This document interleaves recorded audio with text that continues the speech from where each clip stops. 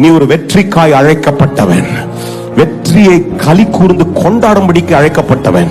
ஆனா ஏதோ ஒரு காரியம் உன்னை சோர பண்ணி, ஏதோ ஒரு காரியம் உன்னை தோய பண்ணி இன்றைக்கு கர்த்தரையே பார்த்து கேள்விகளோடு கூட ஓடிக்கொண்டிருக்கிற வாழ்க்கையா இருக்கும் என்றால், இன்றைக்கு இந்த காலில் கர்த்தர் சொல்றாரு, எசேக்கியேல் 37ஆம் அதிகாரத்தின் 6ஆம் வசனத்தை சொல்றது போல, நான் நரம்புகளை உண்டாக்குவேன், அதன் மேல சதையை கொண்டு வருவேன், அதன் மேல தோலினால மூடி என் ஆவியை உனக்குள்ளே உயிர்ப்பிப்பேன்றார்.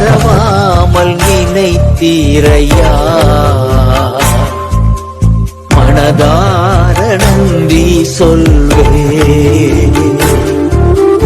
இரவும் பகலும் என்னை நினைந்து இதுவரை நடத்தினீரே.